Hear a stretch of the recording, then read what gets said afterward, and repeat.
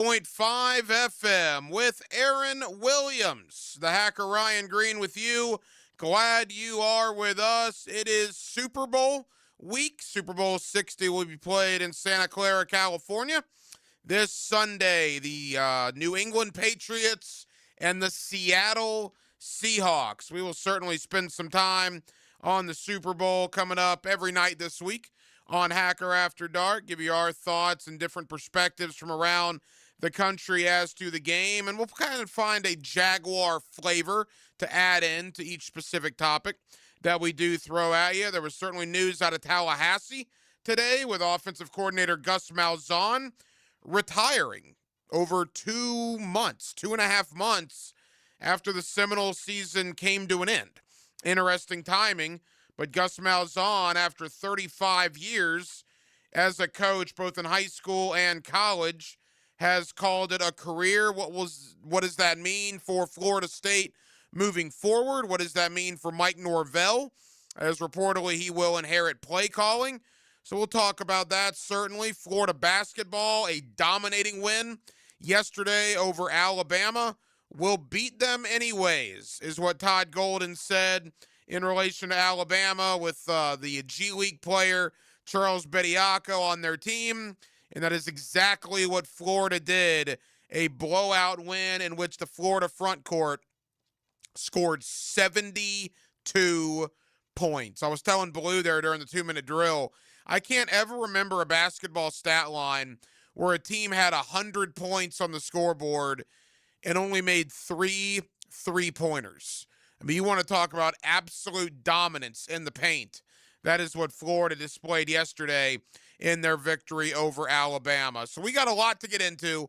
We're with you till 10 o'clock. As always, Jacksonville, we are glad you are starting your week with us here on Hacker After Dark. As far as the guest lineup tonight, Patrick Young is going to join me coming up here in about 15 minutes or so. Patrick, the newest member of the 1010XL family. You get Patrick every Friday with me now on the Gator Bites podcast. Of course, Patrick will be a frequent contributor here as well on Hacker After Dark. Patrick, the 2014 SEC Defensive Player of the Year for the Billy Donovan-led Florida Gators. A Final Four for Patrick Young. Remember that great team he was on with, who was at Wilbekin and Prather and Yeget and Eric Murphy and all of those guys. Of course, Patrick is a Jacksonville guy, and we're certainly happy to have him with us now on 1010XL. So I'm looking forward to my conversation with former Gator great Patrick Young. That comes up in about 15 minutes. Also, the coach, Mark Duffner, 50 years coaching experience in both college and the National Football League. We'll talk a little Jaguars, and we will certainly talk Super Bowl 60 with Mark Duffner. That comes up towards the top of the 9 o'clock hour. We're glad you're with us on a Monday. Every night here on Hacker After Dark, we do kick it off with a big deal of the night and Aaron Williams. Let's do that right now. Time now for the big deal of the night. What's the big deal? What is the big deal? No, because it is a big deal. On Hacker After Dark. Two big deals of the night. I will start with the gridiron first.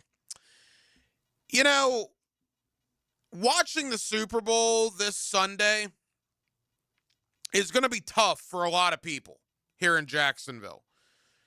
Because even though the Jaguars season has been over for the last 3 weeks, one could argue that if the Jaguars had gotten a better draw, or if a bounce went here or a bounce went there during the season, a call went here or a call went there, this could very easily be Jacksonville playing in the Super Bowl on Sunday. I think Buffalo has a similar argument. If that is ruled a catch down in the Denver red zone that was ultimately ruled an interception by Brandon Cooks, and it very easily could have been ruled a catch, one could argue Buffalo could be playing this week. I think the Houston Texans have an argument as well. What if Nico Collins doesn't get hurt on Wild Card Weekend and they have their full arsenal on offense to go to New England with?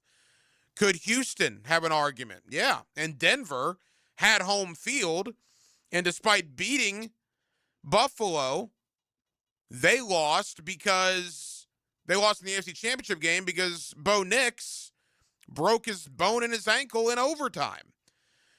Denver, Buffalo, Houston, Jacksonville. All four teams that, along with New England, were clearly the five best teams in the AFC all year long, and it was not debatable. Those were the absolute five best teams. We here in Jacksonville and our brethren in Houston, Denver, and Buffalo will probably be watching this game on Sunday that the Patriots are playing in, saying what could have been. That could have very easily been us. And you know what? You're right.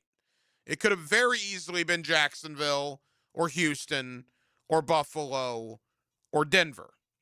But it's New England. And why is it New England? Because it takes a little luck, too, right? It's hard to go to a Super Bowl.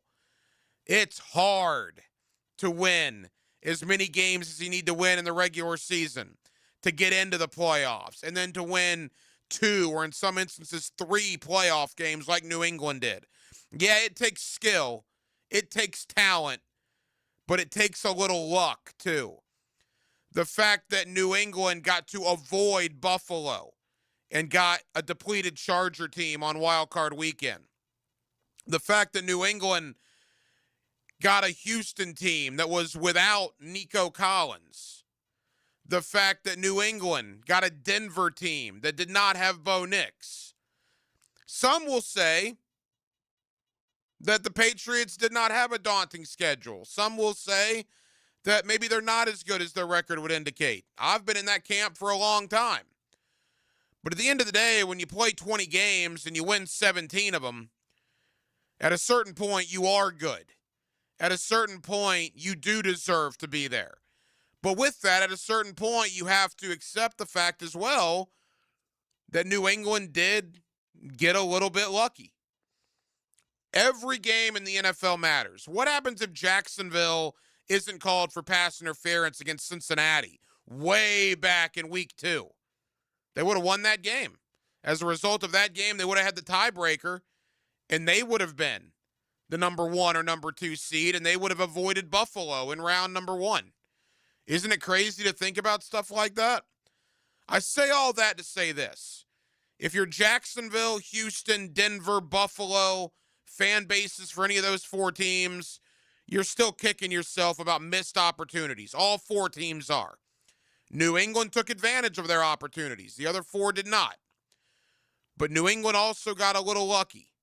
And I think this year above any proves that not only do you have to be good to get to the Super Bowl, you also have to be a little bit fortunate. And I think the New England Patriots were, and those other 4 were not. The Patriots on the AFC side, the Seattle Seahawks on the NFC side. Again, the story of Sam Darnold, we'll talk about it all week. Terrific story. A guy that was left out to pasture by the New York Jets, by so many pundits around the league, was considered to be a bust. Got backup roles in Carolina and San Francisco. Turned his career around last year in Minnesota. And then ultimately winds up in Seattle, replacing Geno Smith. And now he's 1 win away from being a world champion. And who would have ever thought that Sam Darnold in that class of 2018 may get a ring before Josh Allen gets a ring? So we'll certainly talk about the Super Bowl all week long here on Hacker After Dark. The other big deal of the night comes on the hardwood, on the college variety. Boy, yesterday was a statement for the Florida Gators. Was an absolute statement. You know, when you win the national championship, complacency can sometimes take over. It's only natural, particularly when you win the title and then you lose your best 4 guards, 3 to the NBA and 1 to the transfer portal. Remember, Walter Clayton, Will Richard, Elijah Martin are all in the league, and Denzel Aberdeen went to the enemy, went to Kentucky. So you have to completely rebuild your backcourt. The season begins. You win a couple of games against Florida State and Miami, but you lose to Arizona. You lose to Duke. You lose to UConn. You lose to TCU. And they weren't just losses. They were gut-wrenching losses. 1 point to Duke. A basket by UConn. 6-point loss to Arizona. A 2-point loss to Missouri to begin conference play. Just gut-wrenching losses. But then Florida comes back, and they win 5 in a row, and they're cooking. And then Auburn comes in and just absolutely punches them in the mouth. And what did I say here all last week? I want to see how Florida responds to getting their nose bloodied. They got punched in the mouth by the Auburn Tigers. How are they going to respond? Well, they go to South Carolina last Wednesday, and they win a game on the road by 47. Well, you say, Hacker, South Carolina is not very good. And you're right. South Carolina is not very good. But when you go on the road in the Southeastern Conference and win a game by 47 points, I don't care how good they are. That's a statement. But okay, now they're going to play Alabama. Now they're going to play one of the better teams in the league who just got an NBA player put on their roster. Charles Bediako had been playing in the G League for the San Antonio Spurs organization, I believe another couple of organizations as well, for the last 2+ years. He now comes back to college because a judge gave him a temporary restraining order against the NCAA. So here's a professional who signed a professional contract that comes into the college ranks with an already good Alabama team that went to the Elite Eight last year, and they come into Gainesville yesterday. And what did Florida do? Florida absolutely beat the brakes off of them. Florida won by 23, and it would have been a lot worse if Alabama didn't absolutely shoot the lights out from three-point range in the second half. I'll give Alabama credit for shooting great, but it didn't matter because they could not stop Florida's front court. I don't know if Florida's going to win the national championship again this year. I would tend to doubt it. It's really hard to win one title, much less 2 titles, when you're replacing your 4 best guards from the previous season. But I know this, Florida has the best front court in America. And to me, it's not particularly close. When you look at Thomas Houck, who might be SEC Player of the Year, you look at Alex Condon, who, yes, he's not a great three-point shooter, but he's doing everything else marvelously. You look at Ruben Chinyelu, who will be the first SEC Defensive Player of the Year for Florida since my next guest, Patrick Young, was back in 2014. And you got Hand-Lockton coming off the bench. That is the best front court in America, and they are a good basketball team. They could have said, woe is me, after a 5-4 start. They could have said it's not our year after 9-5 and 0-1 in the conference.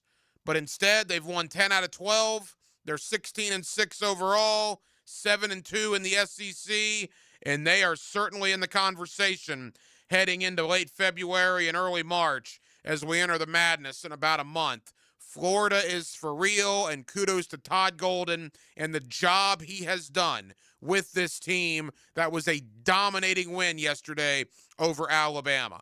Let's continue that conversation with a former SEC Defensive Player of the Year, my buddy Patrick Young, newest member of the 1010XL family. You get Patrick and myself every Friday on the Gator Bites podcast. He's also going to join us a lot here on Hacker After Dark, and that'll start this evening. Let's talk Florida's win over Alabama and what that means moving forward. Patrick Young, next on a Monday night here in Northeast Florida. We're glad you're with us. It's Hacker After Dark. Streaming live from the XL Digital Studios. Polished by Harbor Dental Care, the locally owned smile restoration experts. Hey, Jacksonville, I'm sure by now you've seen our bright green GFL trucks and containers throughout the greater Jacksonville area. We are an industry leader in solid waste and would love the opportunity to earn your business. We are committed to customer service, reliability, and have unwavering focus on safety. Whether commercial or construction, let us haul your waste away. Call 904-760-5880 to get a quote today. GFL, green for life. Are you looking for a place to outfit your truck or van? It's Catlin Truck Accessories. For 105 years and 4 generations, Catlin is the name you can count on. This is Keith Catlin, and we know trucks and vans too. From Lear toppers, ladder racks, van shelving, strobe lighting, roll and lock bed covers, and everything in between. If you want quality products and great customer service, there's only one name. It's Catlin. Who can you count on? Count on Catlin. For 105 years, you can count on Catlin. Learn everything you need to know about the Jaguars on Duval Rundown. I'm Hayes Carlyon. Join me each Monday, Wednesday, and Friday morning at 9:04. You can find Duval Rundown on all the social channels of 1010XL. Driven by Jacksonville Chrysler Jeep Dodge Ram Westside. Jake from State Farm. I just beat my running PR, so I'm celebrating with the Banana Bonanza smoothie. Hey, and you can keep celebrating when you create an affordable price just for you by bundling your home and auto with the State Farm Personal Price Plan. Go bananas. I will. Hey, make it a large.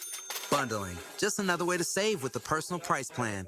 Like a good neighbor, State Farm is there. Prices are based on rating plans that vary by state. Coverage options are selected by the customer. Availability, amount of discounts and savings, and eligibility vary by state. Checkmate.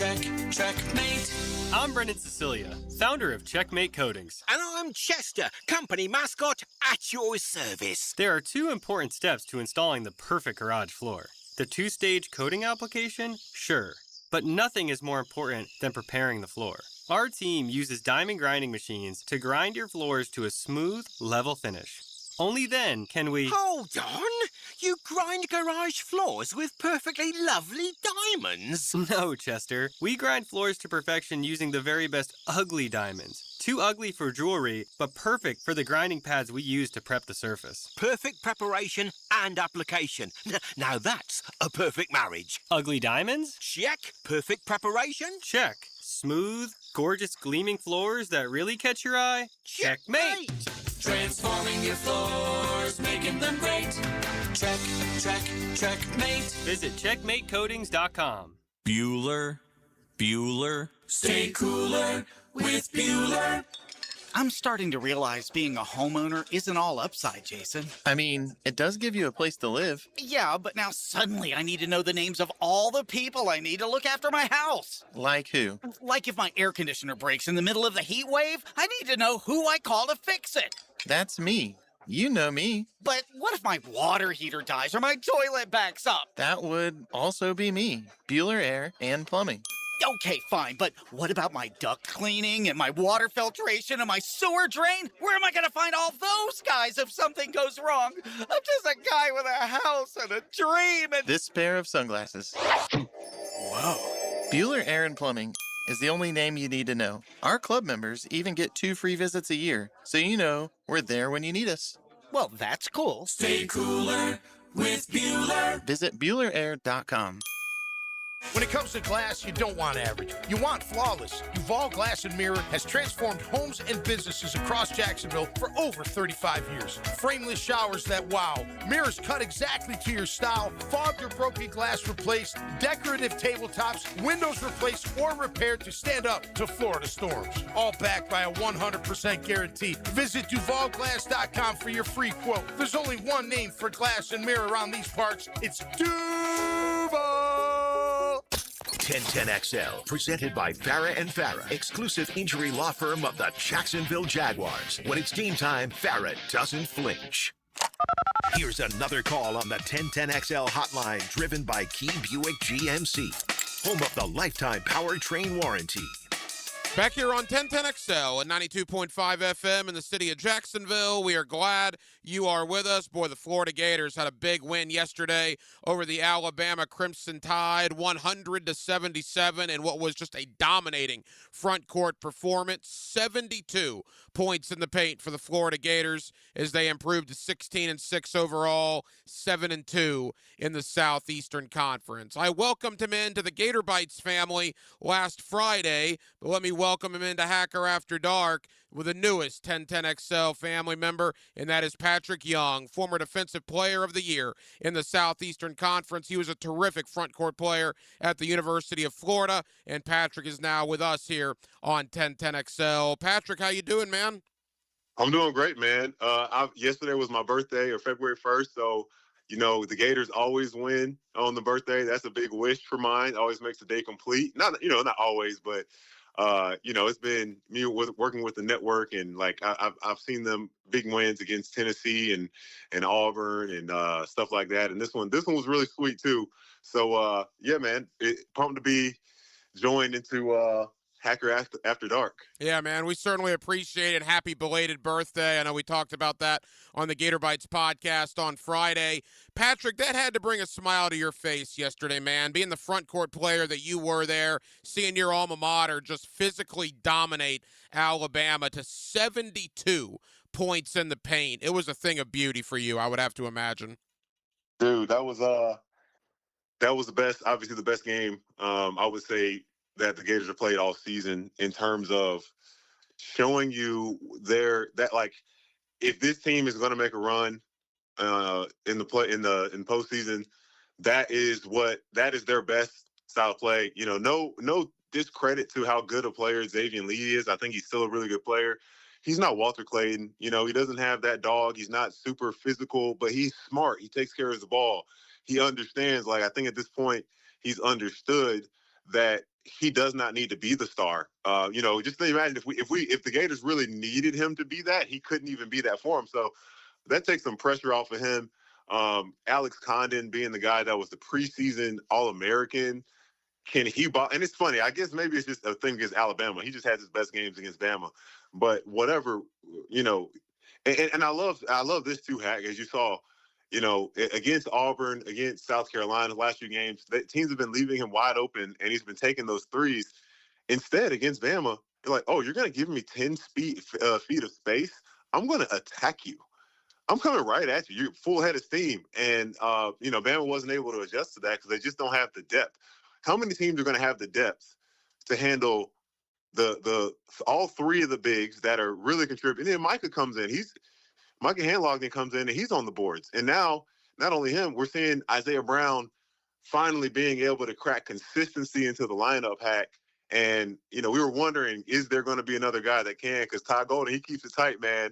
And Isaiah he looks like he is ready for the moment. Patrick Young with us here on Hacker After Dark. Patrick, there's a lot of branches I want to talk about with you.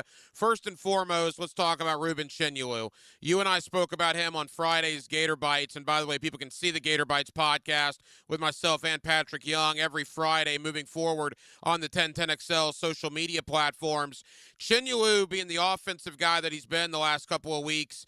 But yesterday it was all about the defense. He had that 35-second period there where I don't know if there was a better defensive sequence in the country this year than what Chinyelu did in covering a couple of those Alabama guards. Chinyelu looks like a completely different player this year.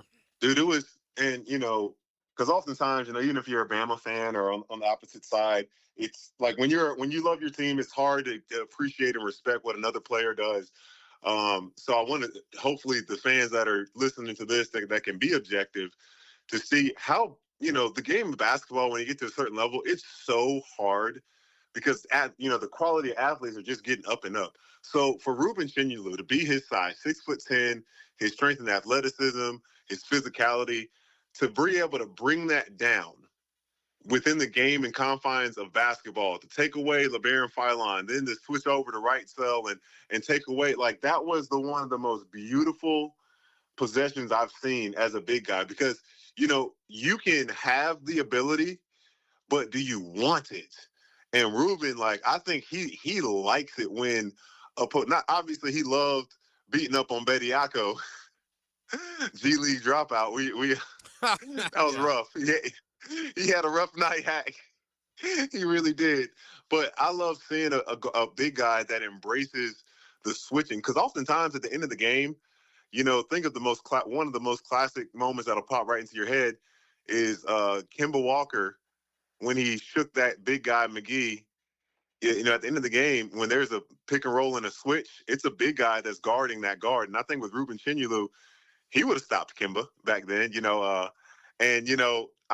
never thought I'd be one of those guys that's like, oh, I don't want one of my records to be beaten. But, it seems like Ruben's on pace for being SEC Defensive Player of the Year, Hack, and he deserves it, man. So I was the last one to get that award at University of Florida, but it looks like it's going to be his to lose. Yeah, I was going to ask you about that. You were the Defensive Player of the Year in 2014.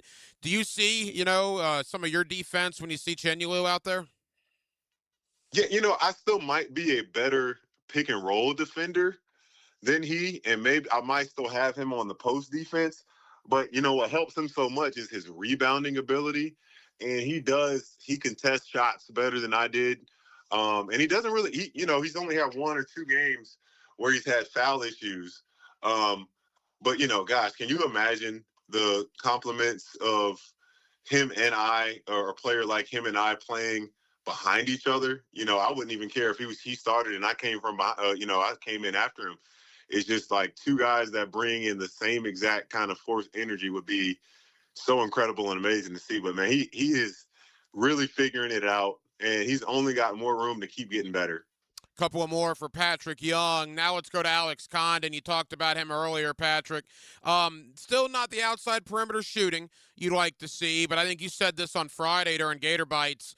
Aside from the shooting, Condon has done everything else you want him to see. His defense, his rebounding, his physicality, his passing, and his scoring around the basket, and we saw all of that yesterday.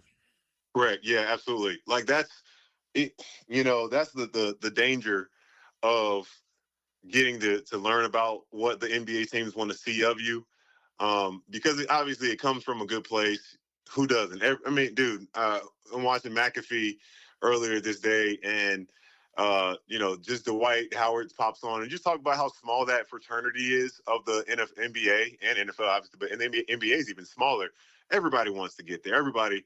But like in college, especially if you're a part of a team that can be great, what are those things that you can bring that are intent that makes you're a winner, makes you a winner? And NBA teams value that stuff too, without a doubt.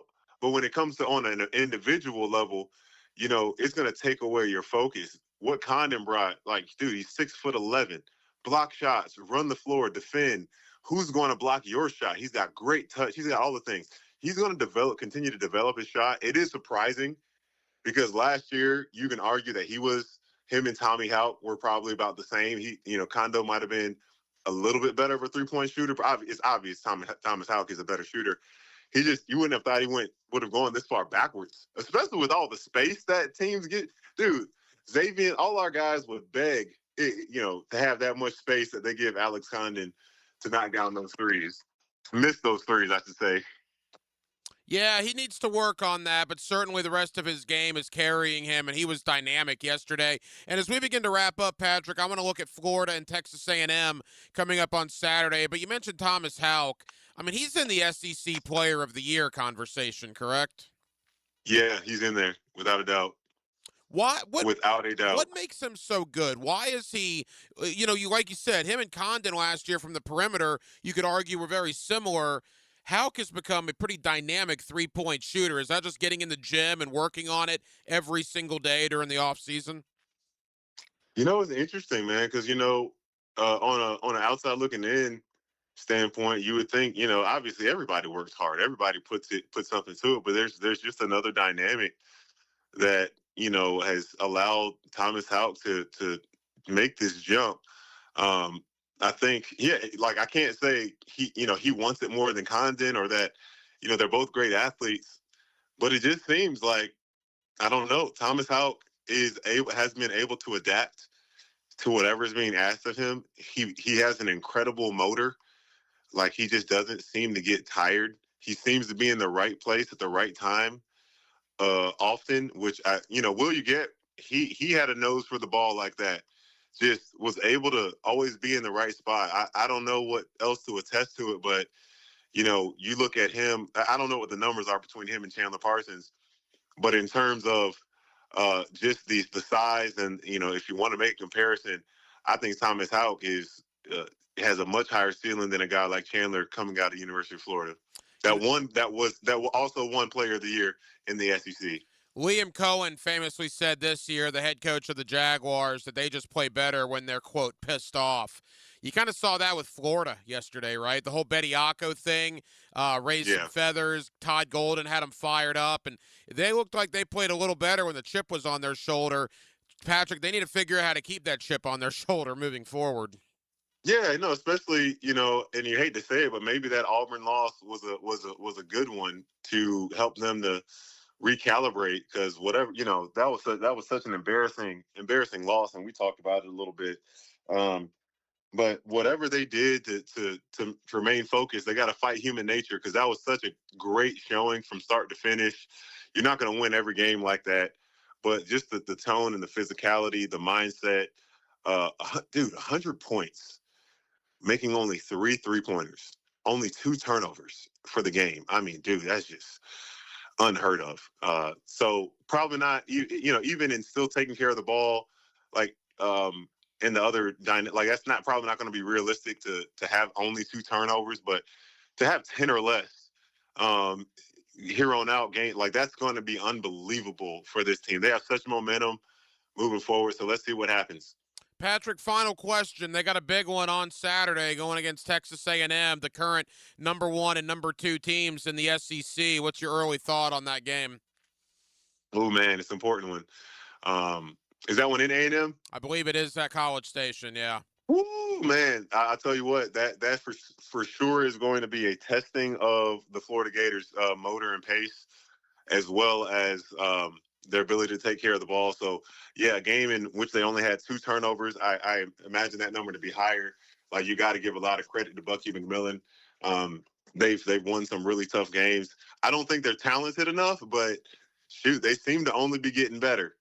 I don't think they have enough to withstand the front court. But the only things that have happened, the real reason the Gators have lost is they've gotten in their own way. So if the Gators can stay out of their way and withstand that high pressure from Buckyball, which is nonstop pressure, full court, their pace, they get it up. But Florida gets the ball up fast as well. I expect that game to be in the 80s or 90s, man. It's going to be going.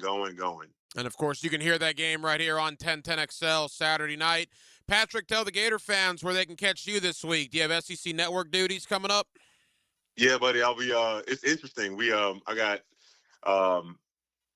SEC tomorrow. This is the first time in my career we have only 2 games tomorrow in the SEC on the men's side at 7:00. No late games. So this will be the first time I'm probably home back in my hotel before like 11 p.m. And then I'll be working on Wednesday as well. So I'll be in Charlotte. You guys will see me covering those games.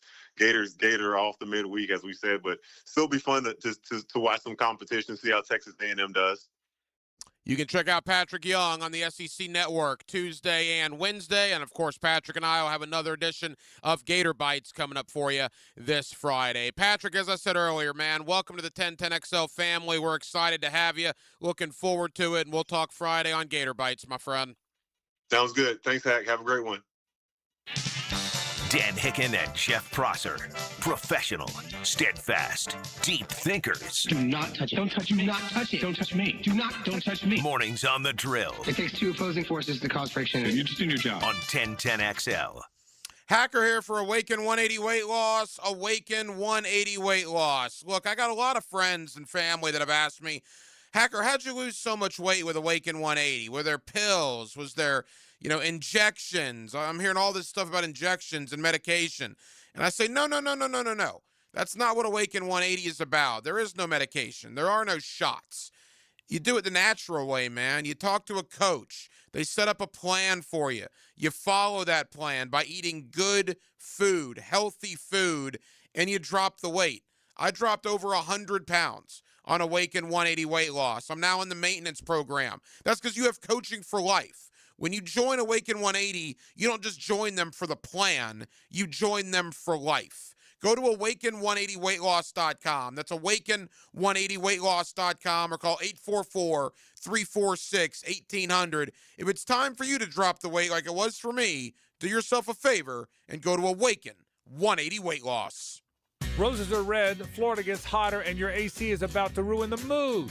If your system barely survived last summer, now's the time to replace it before the real heat comes back swinging. Duck Rooter Plumbing, Septic, and Air Conditioning makes it easy. No surprises, no runaround. And with our Sweetheart AC deals, get $750 off a new AC system when you install by March 15th. Fall in love with an AC that keeps it cool without the stress and call now for a free estimate. 904-862-6769, duckduckrooter.com. If you are an experienced electrician looking for your next big opportunity, look no further than the Miller Electric Company, a trusted name in the industry for over 96 years. At Miller Electric, we tackle the biggest projects in the city, offering you the chance to showcase your skills on a grand scale. We believe in rewarding hard work with the best pay, top-notch benefits, and an unbeatable culture where people actually care about each other. Take your career to new heights with Miller Electric Company. Apply today at millercareers.com. Miller Electric, an equal opportunity employer. This is Frank Frangie for the farm at Okefenokee. Can you imagine owning a handcrafted cabin tucked into a 1,000-acre regenerative farm? Imagine enjoying fresh produce from the garden, fruit from the orchard, meats from the smokehouse. Every meal is a true farm-to-table experience all year long. Belong to a place where your family can choose nature over screens, spending their days feeding animals, picking berries, and fishing in the farm's pond. Learn more at okefarm.com. That's okefarm.com. Brian and Angela Wall here with Window World. By now, everyone has heard about saving money on their energy bills. There are all sorts of things you can do to cut energy costs, but most people don't think about their windows. But Window World knows that the biggest energy loss in almost every home is the windows. There is more energy loss from old builder-grade windows than just about anything else in your home. You can upgrade your heating and air, your appliances. That's good too. But before you do all that, upgrade your windows to Window World's energy-efficient windows. Window World's windows are easy to clean, energy efficient, and have the best guarantee in the business. Window World's slogan is simply the best for less, and we mean it. You get great American-made windows, and you get to keep more of your money when you buy from Window World. Need any more reasons to buy your windows from Window World? Call them today and set up your free in-home estimate, or go online to windowworldneflorida.com. Window World, simply the best for less. Thank you for your business. Window World also offers energy-efficient doors. 1010XL, presented by Farah and Farah, exclusive injury law firm of the Jacksonville Jaguars. Focused, fueled, fearless, Farah. This is Hacker After Dark on 1010XL.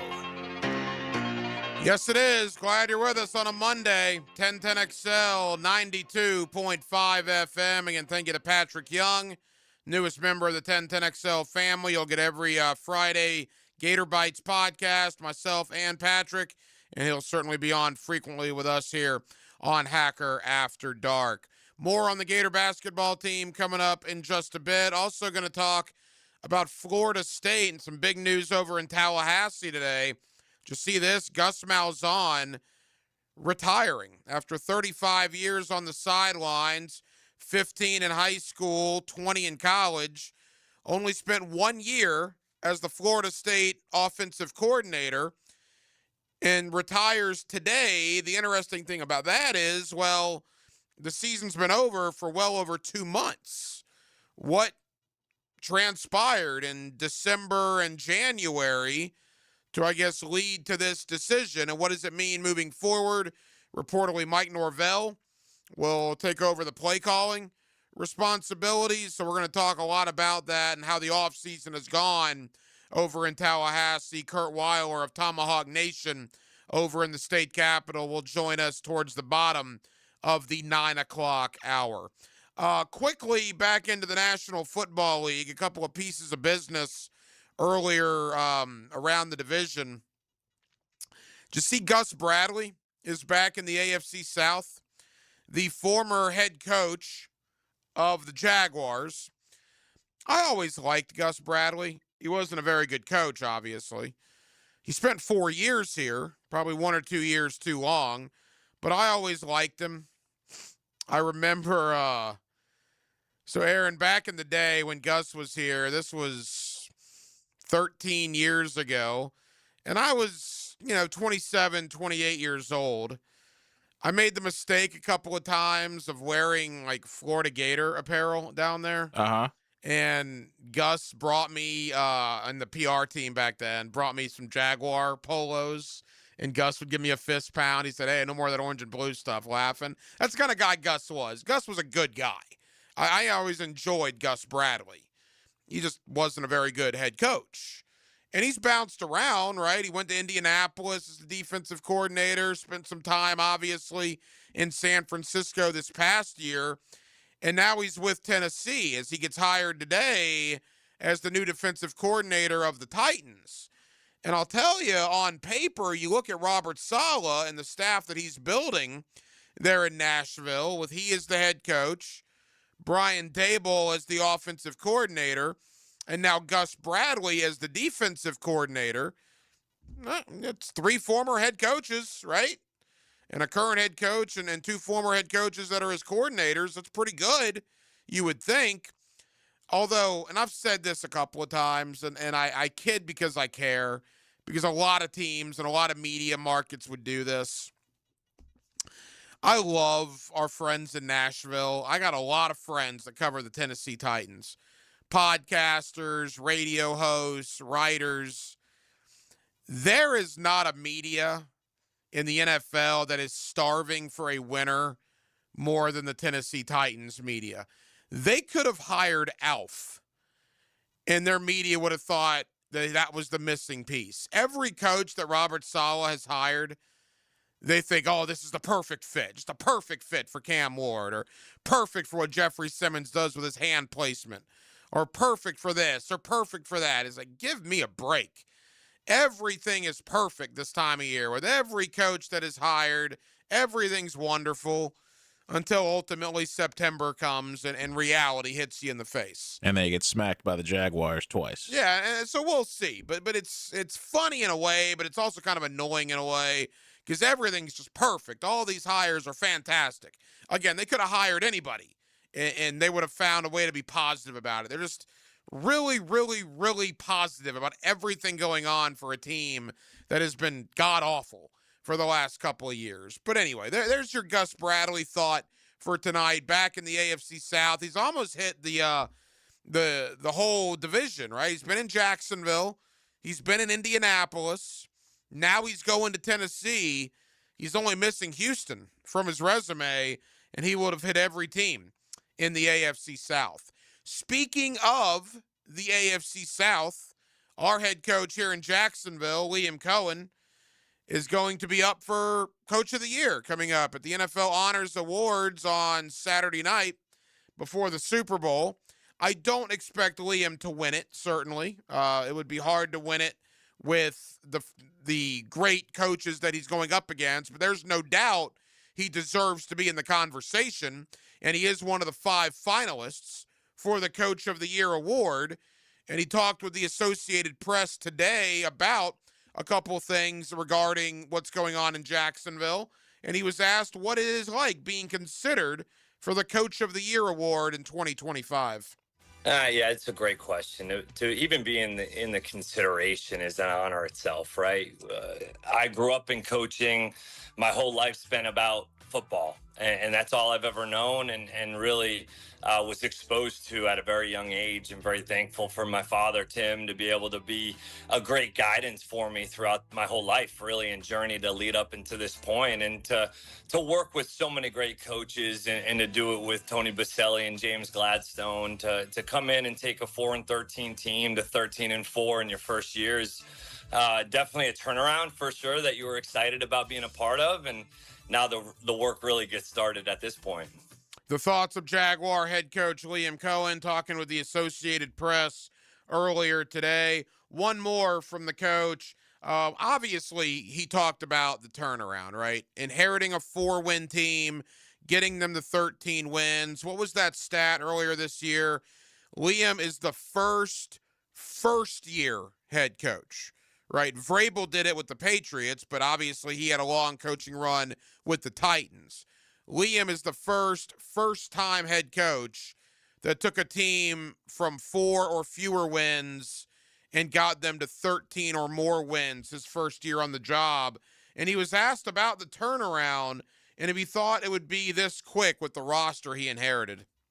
Yeah, this was the only job that I was fortunate enough to interview for, and this was the job that I wanted. This was the one that you looked at and said, okay, when you've got a quarterback in this league, you've got a shot, right? And very fortunate to be able to work with Trevor on a day-to-day basis. And he was so cool about the getting started and working through the process of learning the new system, pouring himself and his work into it, and the way that he approached it on a day-to-day basis. And then you've got some pieces, right? We've got multiple players on the defensive side of the football that have made huge impacts over the course of their NFL careers, and some guys that just needed to have a next step in their career, take a next step to help us get to ultimately where we were able to go this year. And so you looked at the roster, and we're excited about some of the pieces. And then I think James did a great job of adding some of the guys in free agency through the draft, obviously, and then also during the season when we were able to acquire Jakobi Meyers, which really helped our offense take off. There you go. The thoughts of Jaguar head coach Liam Cohen with the Associated Press earlier today. Liam is one of the 5 finalists for the NFL Coach of the Year award that will be announced at the NFL Honors this week out in San Francisco. Of course, Trevor Lawrence is up for a couple of awards as well. The NFL Most Valuable Player and the NFL Comeback Player of the Year. Trevor is among the 5 finalists for each of those awards, respectfully. 904-641-1010 if you want to hit us up on the text line. Designed by Lifetime Enclosures. Your thoughts always welcome here on a Monday night edition of Hacker After Dark. Coming up next, back into the college game. Let's talk about Gator basketball. Let's also talk about Florida State and Gus Malzahn retiring today. Where did that come from? That conversation is next right here on Hacker After Dark. It's hard to explain, but play-by-play just sounds better on the radio. What a turn of events! 1010XL, Jacksonville's home for play-by-play. Greenlaw Group is for the insured. If you think you have roof damage, call 904-302-7055 today, and they will schedule you a free roof inspection. Trust their law firm to help you fight your insurance when you need it. These storms can cause damage you may not even see yet. Call Greenlaw Group 302-7055. There's no cost to retain their law firm and no cost to have your roof inspected. They only get paid if you win. Greenlaw Group, for the insured. It all begins with Speed Weeks, presented by Advent Health, February 11th, and culminates with a Daytona 500 on February 15th. This week, you can win a pair of tickets to the Daytona 500. What driver won the 2025 Daytona 500? Text the driver's last name to 641-1010. What driver won the 2025 Daytona 500? Text the driver's last name answer to 641-1010 for a chance to win tickets to the Daytona 500, February 15th. Rick Ballou here with a congratulations for John's Auto. They've been in business in Jacksonville for 40 years. That's right, going all the way back to 1985. Right now, they'd like to thank each and every one of you who's ever gotten their vehicle serviced at John's Auto. So, car, truck, or diesel, all makes, all models, whether it's a routine maintenance or a complete engine overhaul, go to John's Auto on Arlington Road, JohnAutomotiveJacks.com. Don't miss the Bari Breakdown with Dr. George Bari on XL Primetime, Wednesdays around 1:35 for the latest in sports injuries from all the big names in the game. Who's MIA, who's coming back? Dr. George Bari on XL Primetime, Wednesdays at 1:35 on 1010XL 92.5 FM. Jacksonville is the flip side of Florida. And inside the flip side, the action never stops. If you're tired of hearing about the best games after the final whistle, don't get left on the sidelines. Whether it's a unique sporting event you've never seen, a weekend with the family, or a winning date night, Visit Jacksonville is your ultimate playbook. Get in the game. Head to visitjacksonville.com/locals or download the Visit Jacks app today and see everything coming in 2026. Jacksonville. Experience the flip side. Spring is almost here. Is your yard ready? Lucas Tree Service, a family-owned business with over 45 years of experience, is your local certified arborist for tree removal, trimming, and stump grinding for residential or commercial properties. Protect your home. Boost your curb appeal and get top-notch service from a Jacksonville company. Make sure your trees are healthy and safe before summer hits. Schedule your tree inspection today at lucastreeservice.com.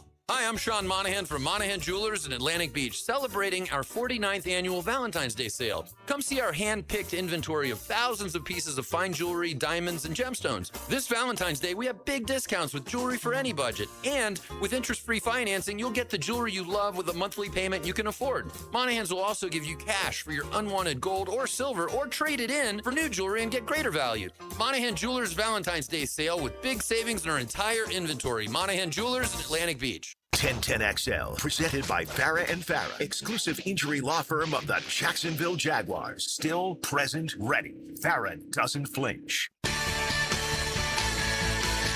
Hacker After Dark on 1010XL. Glad you're with us, Hacker After Dark, 1010XL, 92.5 FM. Hope you guys had a terrific weekend. It was weird, right? First weekend we've had in a long time without football. I think you got to go back to what? The second week of August? Or if you want to count NFL preseason, you got to go back to July to find an entire weekend where there was no football. Better get used to it, though, because after the Super Bowl, it's gone for a while, unless, of course, you are of the UFL variety or the XFL. Although, Aaron, I was thinking about this. You know, I'm a kind of guy that I will watch other, like, sports that aren't as popular with our audience here in Jacksonville. Like, I was really excited about the Australian Open. I talked about Djokovic on Friday, and he ultimately lost to Alcaraz, but I'll watch tennis and golf, obviously. But this offseason will be a little bit easier for a couple of reasons. Number one, the Winter Olympics start on Friday. And so for the next, 2 or 3 weeks, we'll have the Winter Olympics. Now, am I going to do a thorough breakdown of the Winter Olympics? Of course not. But for what they are, and I know people knock the Winter Olympics. I've never understood people that knock stuff that they don't like. If you don't like it, that's fine. You don't have to watch it. But why knock other people that watch it? I've never understood that. Hockey, obviously, the NHL is basically shutting down on Wednesday, taking a 3-week break because a lot of their players are going to play. So there'll be a lot of intrigue with, the United States and Canada and everything going on, on the ice there with hockey. But I often find myself in the Winter Olympics, I get obsessed with the curling. I don't know what it is. Every 4 years, I just watch curling like it's going out of style. The speed skating, the luge, the bobsled.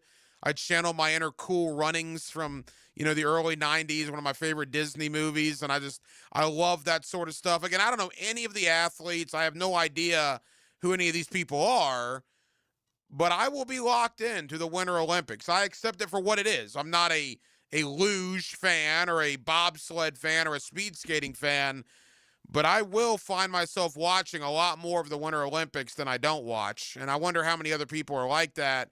And then you get the World Cup coming up here this summer, here in North America. The 48 best soccer teams in the world, including the United States.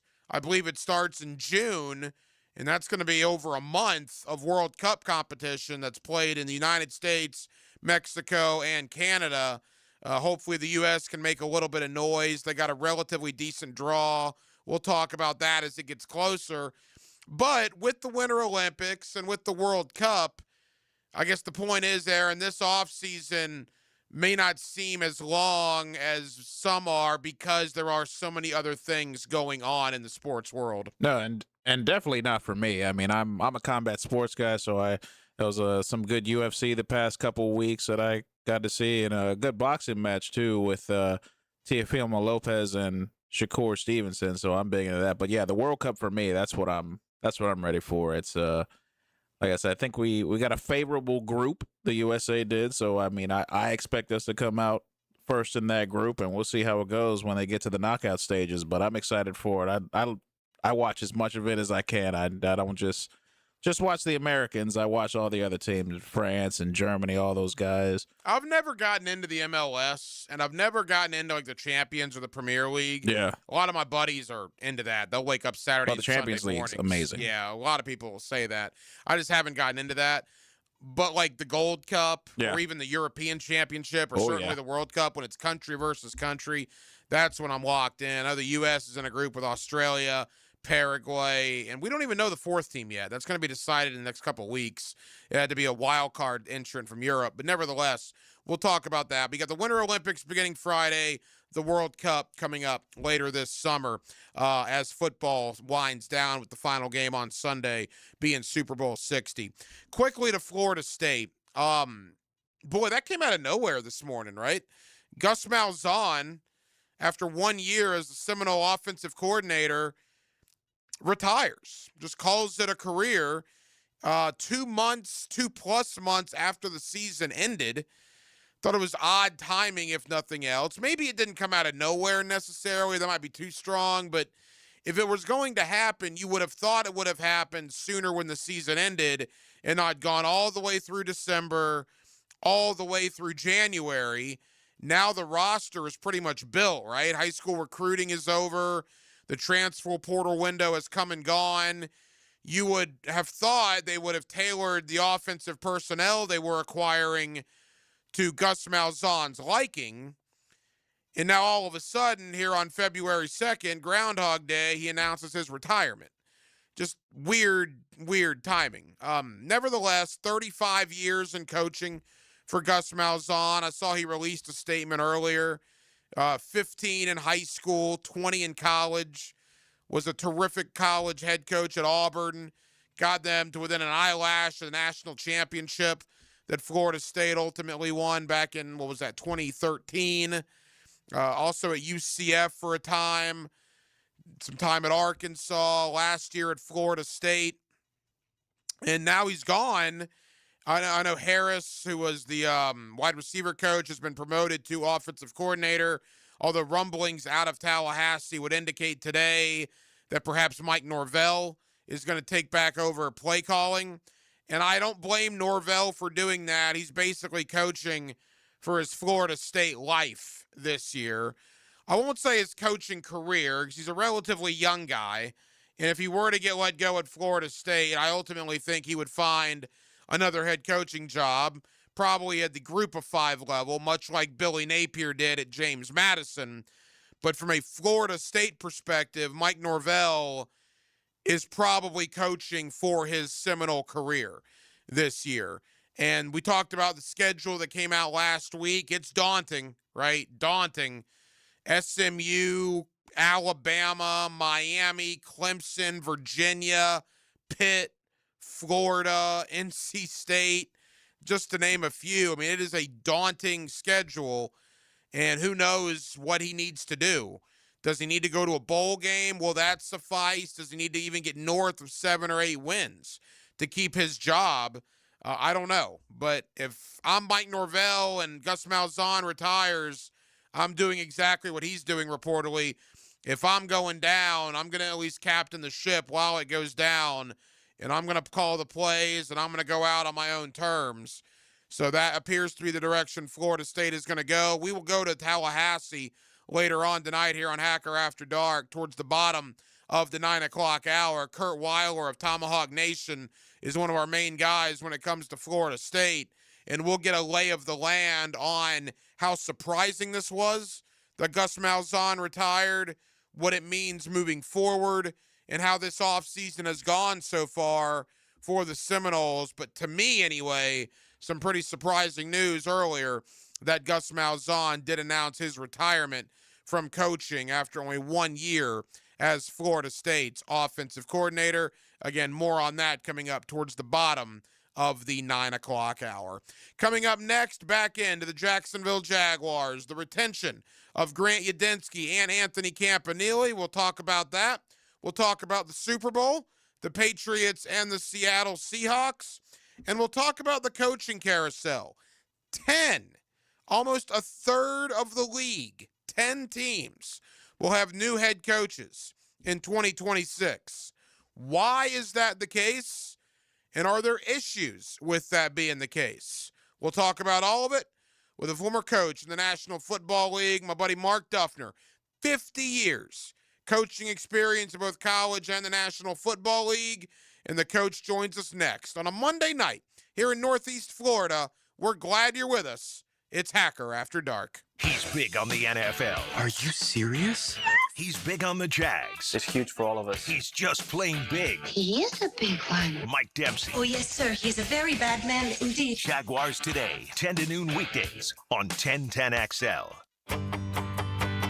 Hello, First Coast. I'm sure by now you have seen our bright green GFL trucks and containers throughout the greater Jacksonville area. We're an industry leader in solid waste and would love the opportunity to earn your business. We're committed to customer service, reliability, and have an unwavering focus on safety. Whether commercial or construction, let us haul your waste away. Call 904-760-5880 to get a quote today from GFL, Green for Life. Get a healthy start in 2026. The Florida Department of Health in Duval County is here to help you get healthy and stay healthy all year long. Our dedicated team is committed to providing high-quality care and trusted public health services for our community. Our mission is simple: to protect, promote, and improve the health of you and your family. Learn more about our programs and services by visiting duval.floridahealth.gov. From Friday Night Lights to signing the dotted line. For some students, National Signing Day is the ticket to the future. National Signing Day on 1010XL is covered by Flame Broiler and Baker Glass. Next Wednesday.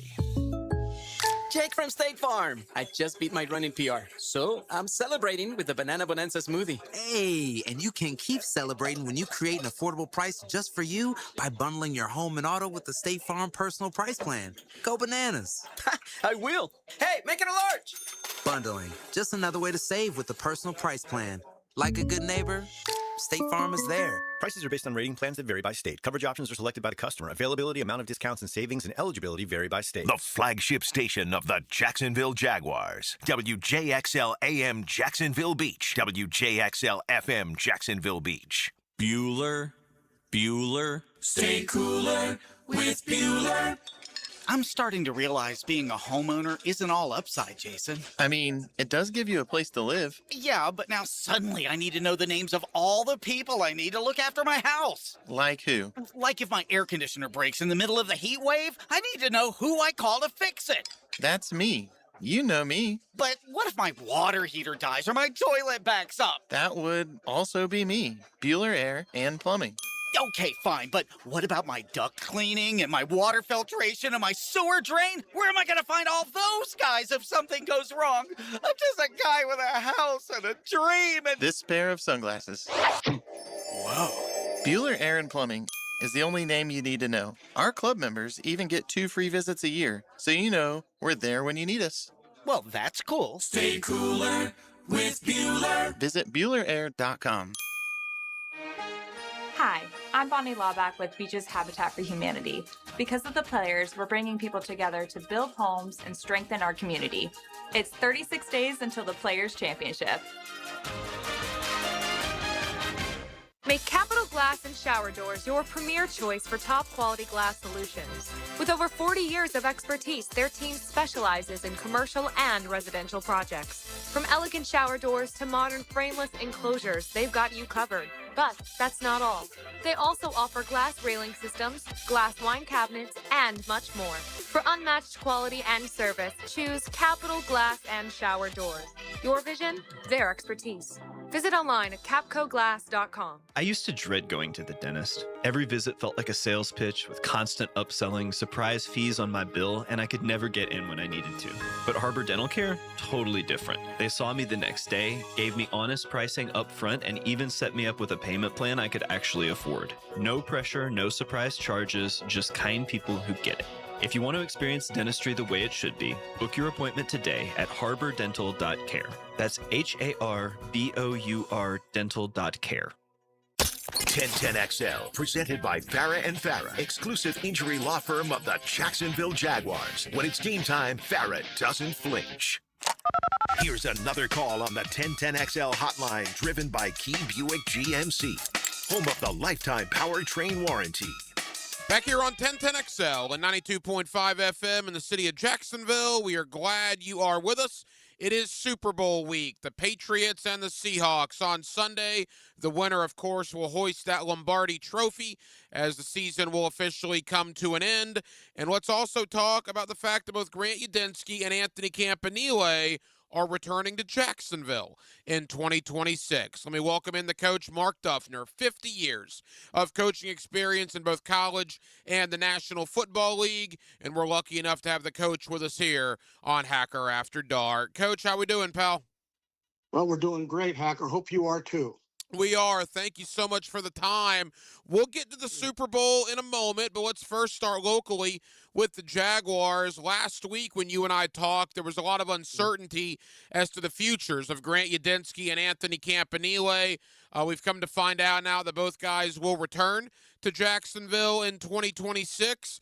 Coach, how big of a deal is that for Liam Cohen heading into year 2 that both of his coordinators will be back with him?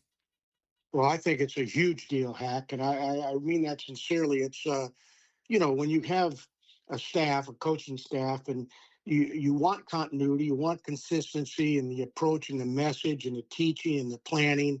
And anytime you're able to keep your coordinators, especially after a spectacular year that the Jaguars just had in 2025, it's a head coach to have that. It's a relief.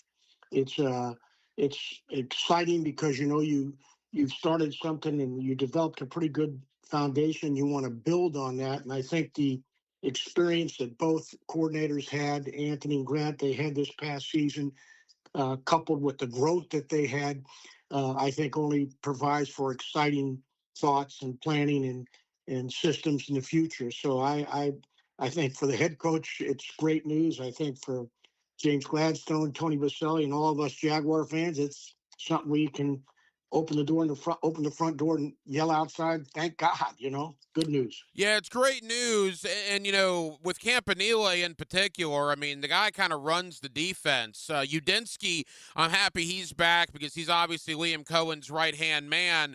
But Campanile, to me, that was a big one as well because it's his defense, and if he were to leave, you figured some of the staff might have gone with him. So it's not just the coordinators, Coach, that are coming back.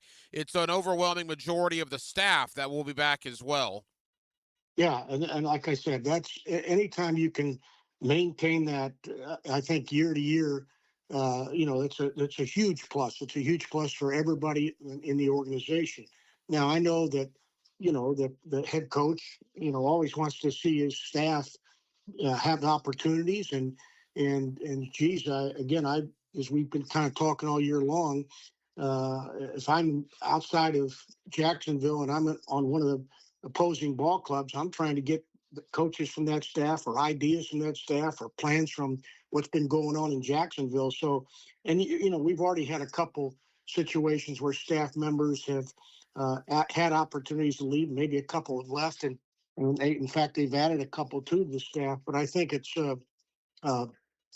obviously a tribute to all that's going on here to have your staff being courted, if you will, by other ball clubs. And like I said, I think Jacksonville right now is the envy of a lot of the other franchises and organizations. Again, based on the very quick and very positive success that this team had in really all areas. And so whether it's player acquisition or team development or success on the field, it's something to behold, and it's something that I think a lot of people want people from this organization to be part of their team.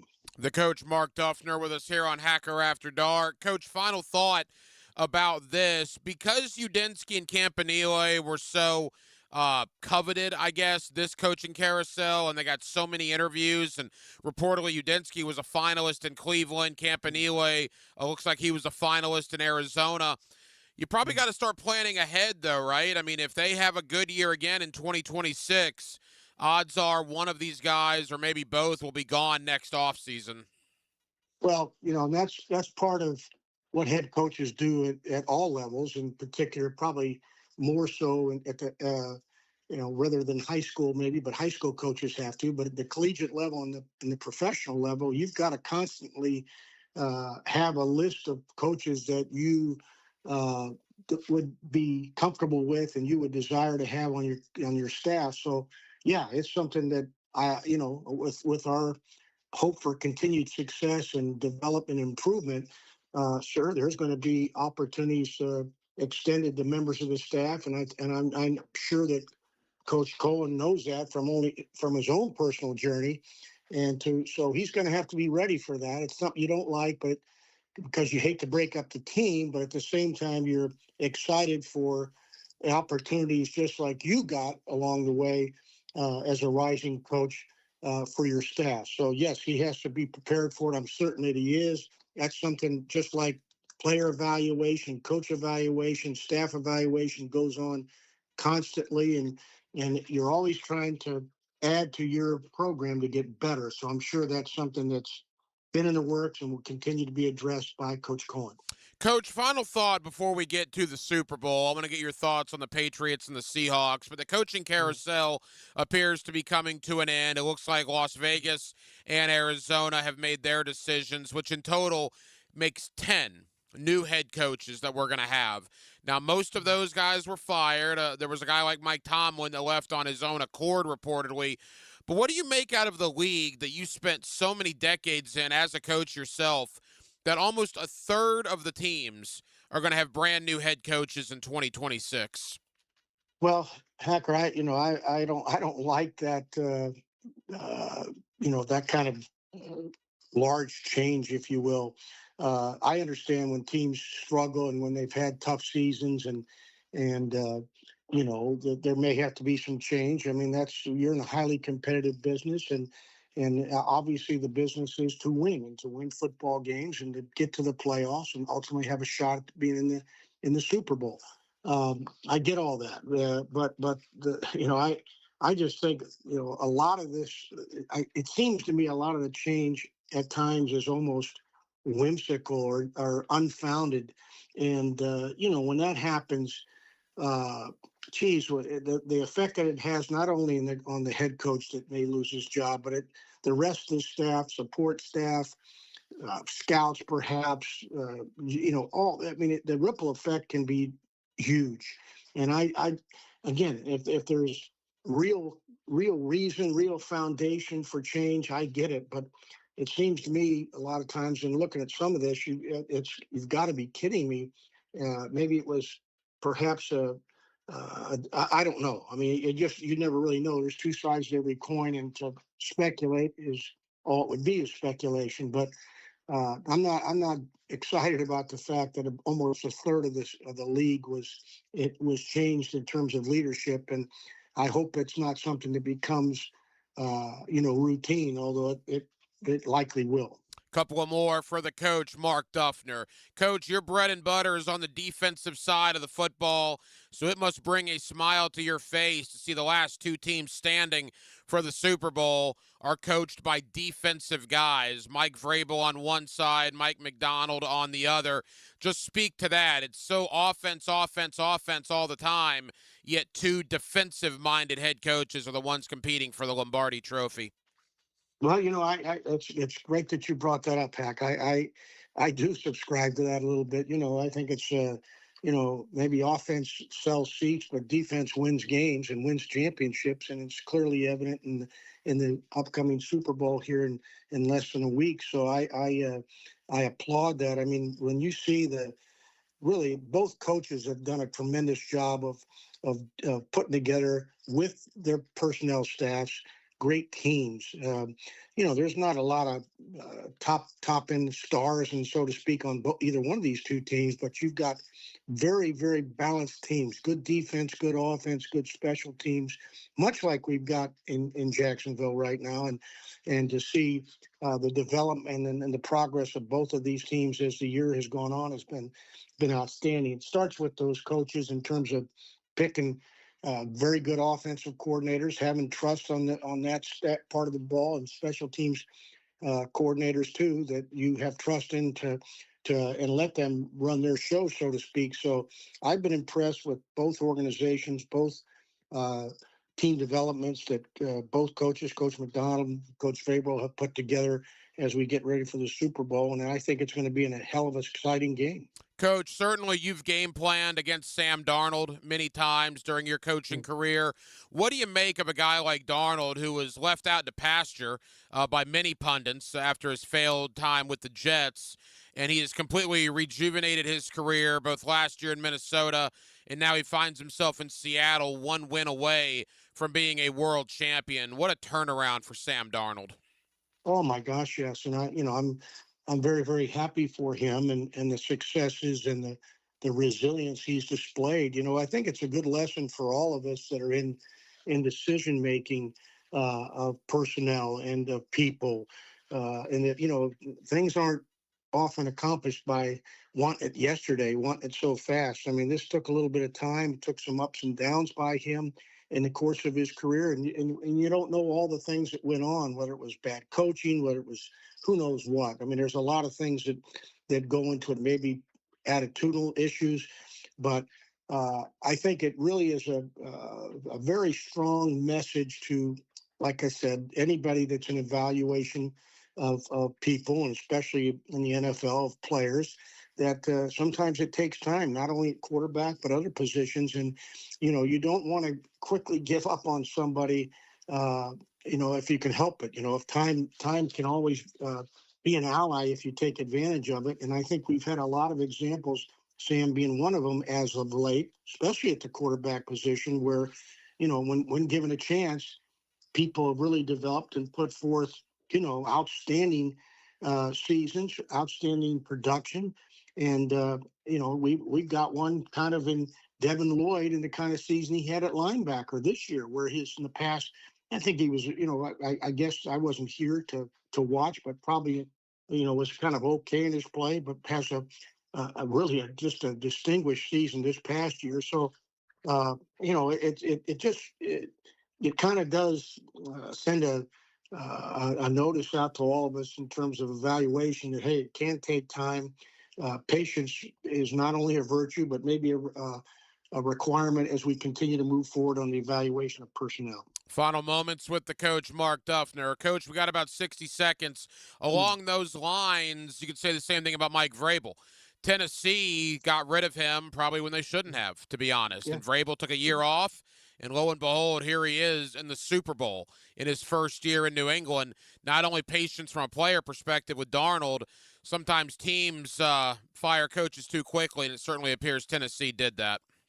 No question, and that's that again. Like I said, I think it's for all those involved in those kind of evaluation decisions and personnel and people decisions. It's a refreshing thing to see Darnold's success. Baker Mayfield could be talked about in that regard. I mean, there's numerous people even this year. Trevor Lawrence, the season that he's had and the progress he's made. We talked about Devin Lloyd. You talk about Coach Vrabel. I mean, there's just a lot of those true real life examples of give people as much as you possibly can to help them, and then let them do it at their very best. And I think for the most part, when you have good trust and good organization, you'll be happy with the results. All right, Coach, leave us with this. Who do you like on Sunday? Who's hoisting the Lombardi Trophy on Sunday night? That's right. I think this game's going to be a great game. I think if pressed, I would probably lean towards Seattle a little bit. But, geez, well, when you look back at the championship weekend, I watched New England's defense push Denver's offensive line around like I didn't know that they could. Denver being kind of loaded with some all-star candidates on that offensive line, and then, you look at so I think that New England people scoff a little bit at the schedule they had, but geez, they went out and they won it, and they've won 17 games, and so I mean I don't care who you play to have that kind of winning consistency is obviously very impressive, and they only allowed 26 points in 3 playoff games, so I think that they're going to be well coached, ready to go. We know that Seattle and what that team's accomplished, McDonald with the defense. Clint Kubiak called a outstanding game in their championship game. against the Raiders. And so I'm just saying to you, I'm not the Raiders, the Rams, I meant to say. I think it's going to be outstanding. If I gave the nod, I'd probably lean a little bit to Seattle, but I think like most of these games, anything can happen. The coach, Mark Duffner, 50 years coaching experience, and we're lucky enough to have the coach with us right here on Hacker After Dark. Coach, enjoy the ball game on Sunday. We'll be back to recap it next week. All right, Hack. Look forward to it. You enjoy the ball game also here. I think it's going to be exciting. Sometimes it takes a little something extra. All he needs is a little jolt of the miraculous elixir. 1010XL. Jacksonville Sports Talk Elixir. Parents, now is the time to start signing up your kids for the best all-sports camp in the 904. Tommy Houlihan All-Sports Camp in Jacks Beach. Register before February 2nd and save big.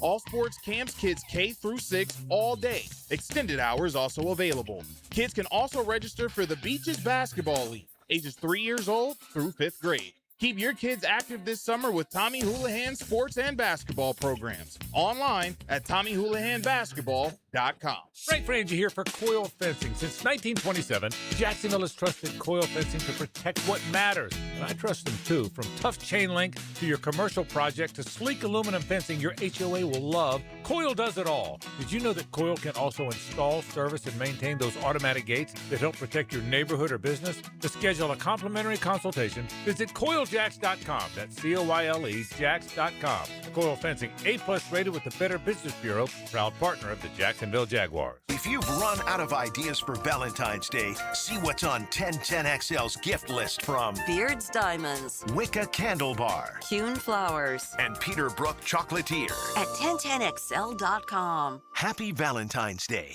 Let's talk about the sound no homeowner wants to hear. Drip, drip, drip. Still dripping. That's exactly why Duck Duck Rooter created the Love Your Pipes promotion. Plumbing problems don't scare us. Not with years of experience and honest upfront pricing on our side. Right now, you can get free plumbing assessment on all fixtures with any paid plumbing service. It's the smart move to fix the issue now before it becomes bigger. So when you're stuck, call the Duck. 904-682-6769. DuckDuckRooter.com.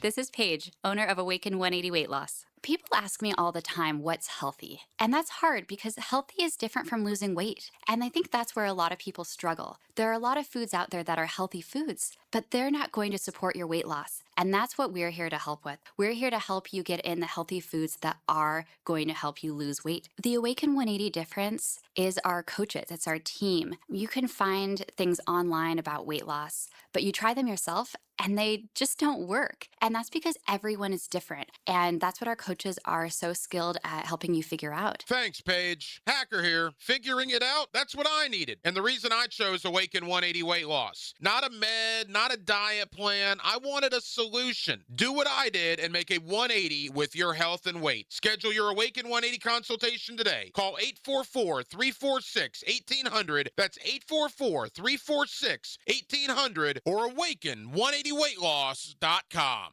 New year, new lifetime dreams. Let's build them together. Jeff Breyer here with the Lifetime Family of Companies, your local backyard and indoor home improvement specialists. That's right, Dad. Lifetime enclosures, lifetime flooring, and lifetime windows. Glass and screen enclosures, outdoor kitchens, pergolas, replacement windows, all to enhance your home's livability and value. And a huge flooring showroom with thousands of the latest tile, LVP, hardwood, and carpet selections to help you fall in love with your home again. Come experience the lifetime difference. Call or visit one of our showrooms today for our limited lifetime offers. Lifetime enclosures. Hey folks, Mike Dempsey here for Dandy Foods, a Jacksonville family business for nearly 70 years. Heck, I've been talking about them for over a decade. The Thompson family secret, Dandy is never frozen. Always fresh baked bread with quality meats and cheeses. No dry, crumbly subs here, only soft and tasty deliciousness. When I see that logo with the little guy with the cane on the label, it tells me I'm getting a trusted brand and a quality sandwich. So do what I do, stop in at a Circle K and make yours a Dandy today.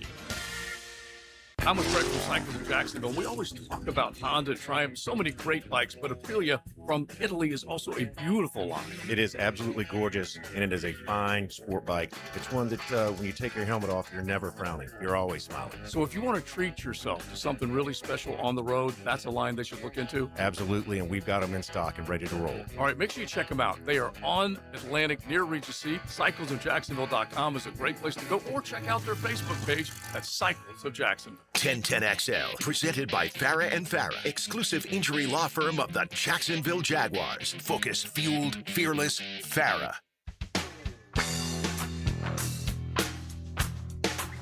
Hacker After Dark on 1010XL.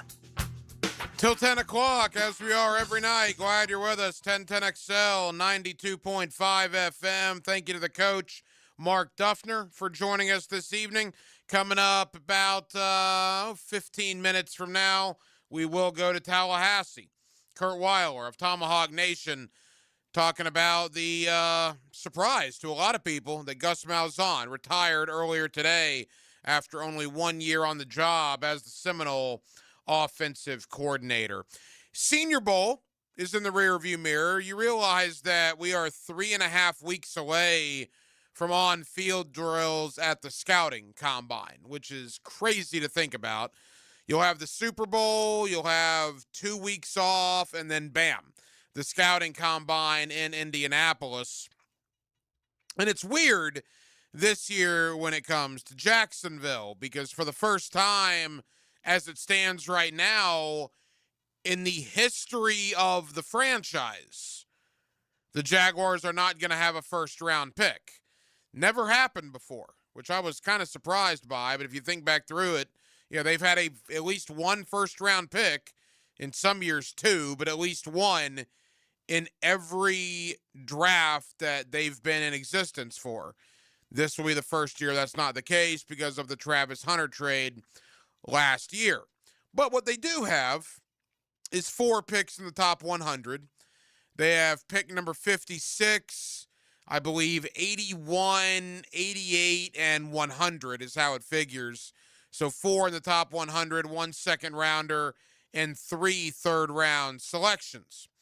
So when these mock drafts come out from ESPN.com and these various sites, for our purposes, we have to make sure they're 2-round or 3-round mocks, because a first-round mock won't do us a whole lot of good in talking about Jacksonville.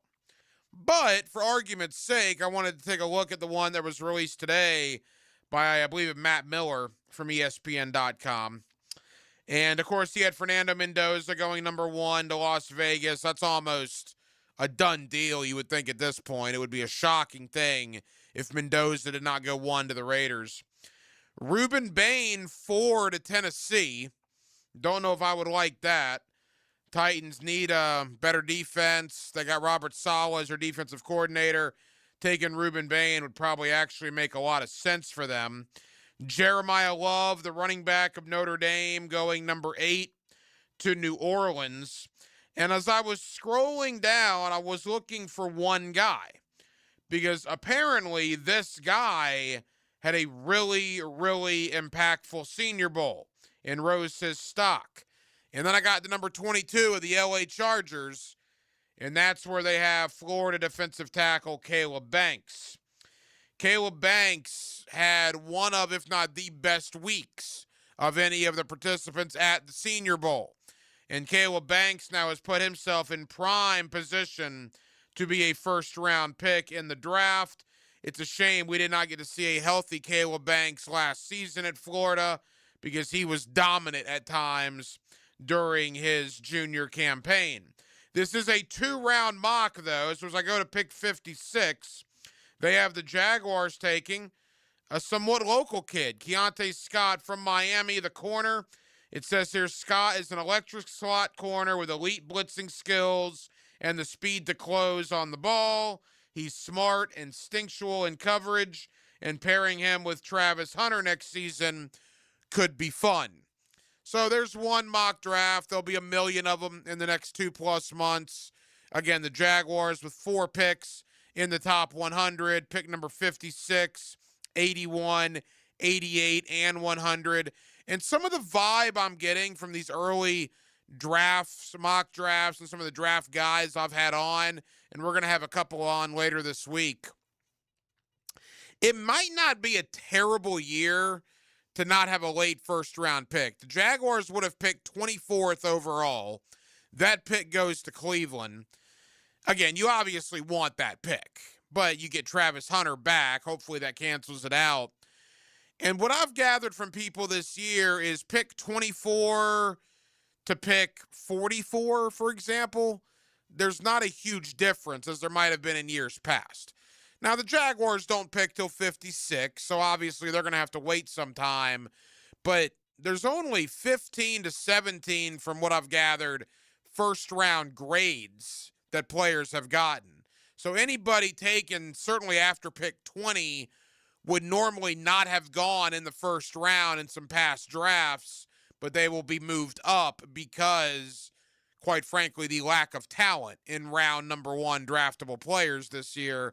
We'll see what ultimately does happen as we get into the combine and into pro days, but having 4 picks on day 2 on the surface doesn't look like a terrible thing for the Jaguars during this upcoming draft. More on that later on this week. Coming up next, let's go to Tallahassee. Let's go to the state capitol. Interesting news this morning. Gus Malzahn retiring, leaving after only 1 year as Florida State's offensive coordinator. What does that mean to the Seminoles for a new OC? Will Mike Norvell inherit play calling? And how has the offseason gone so far in Tallahassee? One of our guys when it comes to the Seminoles is Kurt Weiler of Tomahawk Nation, and he joins us next on a Monday night here in Northeast Florida. We're with you till 10 o'clock, Jacksonville. We're glad you're with us right here on Hacker After Dark. Some things just never get old. Beautiful day for baseball. Experience the most play-by-play sports on 1010XL. Live streaming from the XL Digital Studios. Brightened by Harbor Dental Care, Jacksonville's first choice for dental emergencies. Greenlaw Group is for the insured. If you think you have roof damage, call 904-302-7055 today, and they will schedule you a free roof inspection. Trust their law firm to help you fight your insurance when you need it. These storms can cause damage you may not even see yet. Call Greenlaw Group 302-7055. There's no cost to retain their law firm and no cost to have your roof inspected. They only get paid if you win. Greenlaw Group, for the insured. Are you ready for another historic season at the bank?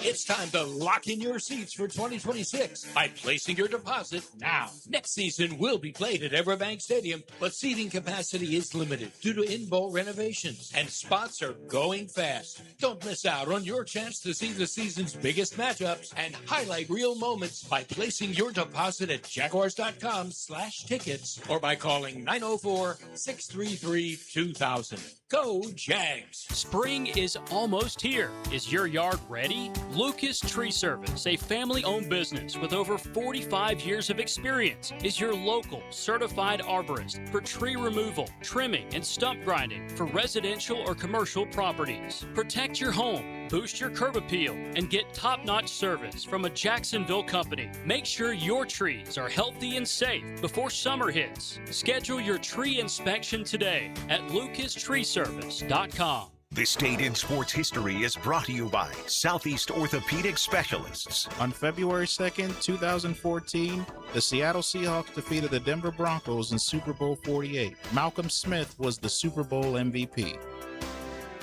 This is the home of the Florida Gators. Get your Gators hoops on 1010XL. Brought to you by the personal injury attorneys of Farah and Farah, Randy Marion Cadillac of Jacksonville, and Renewal by Anderson, custom windows and doors. Hi, I'm Sean Monahan from Monahan Jewelers in Atlantic Beach, celebrating our 49th annual Valentine's Day sale. Come see our hand-picked inventory of thousands of pieces of fine jewelry, diamonds, and gemstones. This Valentine's Day, we have big discounts with jewelry for any budget, and with interest-free financing, you'll get the jewelry you love with a monthly payment you can afford. Monahans will also give you cash for your unwanted gold or silver, or trade it in for new jewelry and get greater value. Monahan Jewelers Valentine's Day sale with big savings in our entire inventory. Monahan Jewelers in Atlantic Beach. Listen up, Googans. Hicken here, still talking skin. This time I want to give you some great advice for Valentine's Day. Look, don't buy anything that either dies or adds pounds. Go see the girls at Beaches Dermatology and get a gift card or even a specific skin treatment, one that will enhance her beauty, maybe even help her look like she did when y'all first met. It's possible. Skin treatment is very important, and a gift from Beaches Dermatology makes a perfect gift this Valentine's Day. For locations, go to beachesdermatology.com. And that concludes the Joe C. Jack of All Trades show. Tune in next week where I'll be installing my own French drain. Joe, wake up, man. Hey, John, I must have dozed off. We finished those projects you started. Whoa, my seamless gutters are actually seamless. And they're connected into underground PVC drain lines. And my sprinklers. Wow, look at that coverage. Next time, just call me first, Joe. I will, but I ain't singing that song. Clearwater irrigation and drainage too. Have you got concrete or asphalt rubble piling up? Arcosa Crushed Concrete will pay you for it and recycle it. They're just minutes from Everbank Stadium on Talleyrand. Call Arcosa Crushed Concrete and get paid for what you don't need. ArcosaCrushedConcrete.com. Here's good advice from your friends here at 1010XL. High Flying Jacko here, and the next time you need to send a gift for a birthday, anniversary, wedding, or just for the fun of it, call on the experts at Kuhn Flowers. For over 75 years, Kuhn Flowers does it right. San Jose Collision in Mandarin is proud to be an I-CARD Gold Class collision repair facility. That means they meet the industry's highest training standards. Experience the difference at San Jose Collision in Mandarin. 1010XL, presented by Farah and Farah, exclusive injury law firm of the Jacksonville Jaguars. Still present, ready. Farah doesn't flinch. Now, the Monahan's golden moment. Monahan Jewelers in Atlantic Beach, your local family jewelers. Back here on 1010XL and 92.5 FM in the city of Jacksonville. We are glad you are with us. Some interesting news out of Tallahassee this morning. Offensive coordinator Gus Malzahn retiring, 35 years as a coach. He is apparently calling it a career after only 1 year as Florida State's offensive coordinator. How did this decision come about? And more importantly, for Seminole fans, what does it mean moving forward? One of our guys over in Tallahassee is Kurt Weiler. Tomahawk Nation is where you find his work, and Kurt's always kind enough to join us here on 1010XL. Kurt, how we doing, man? I'm doing good, Ryan. It was a surprising morning to wake up to the news, for sure. Yeah, so let's begin right there. It's February 2nd. The season's been over 2 months now. Why now has Gus Malzahn decided to call it a career? Yeah, you wonder if, like he went in thinking he was okay, and kind of the more he got away from it, the more once the roster gets settled in January, it's not the busiest time for coaches. You wonder if maybe he got a little more time at home than usual, and the more he thought on it, who knows? I mean, there are any number of factors at play that could go into it, but I think the bottom line is I think he took a step back last year from the head coach position, walked away from what could have been a buyout at UCF to come be the offensive coordinator. Talk about, I kind of want to just be in football again and be in the sport I love and not dealing with the stuff a head coach has to do, roster management, those NIL conversations, things like that. And you wonder if maybe even taking a step back, he was kind of like, I just feel like I have accomplished what I wanted to accomplish, and it's time. So, not to put words in your mouth, I'll ask you, it sounds like you're surprised. Are people surprised over there today that this came about? I think the surprising thing is the timeline of it. I think if at the end of the season he had said, in November and December, he had said that this news would come out, it wouldn't be that surprising. I think it's a good 2 months after the season ended, the roster's fully built at this point. It's kind of built in the image of what Gus Malzahn wants to do in a lot of ways, which I think makes it interesting in terms of how they move forward. So I think the news itself, not so much, because, you just got the impression Gus was staying in his lane during the season from how he talked about things. He didn't want to talk big picture, things like that. You kind of got the feeling that it wouldn't be a stunner, but I think that the timeline of it makes it a little more surprising. Kurt Weiler, Tomahawk Nation, with us here on 1010XL in Jacksonville. Kurt, we'll get to the future in a moment, but let's assess 1 year for Gus Malzahn. How do you feel he did? How will he be remembered by Florida State fans?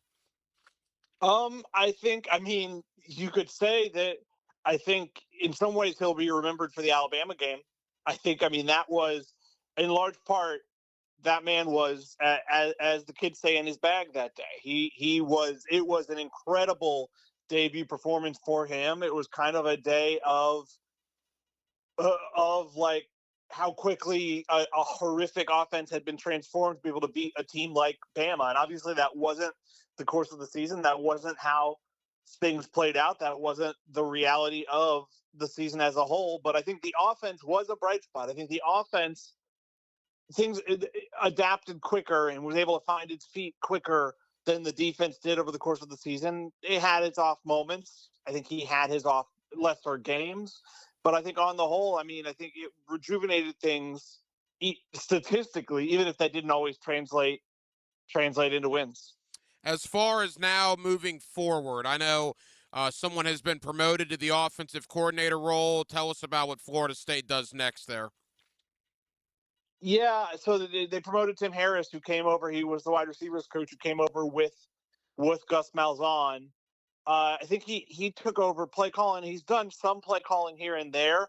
I do wonder if this means that Mike Norvell's taking back play calling. I wonder if, I mean, in a season where his career is probably on the line, or his tenure is probably on the line, not his career, but his Florida State tenure feels like it is firmly like up in the air entering 2026, entirely possible it's his last season.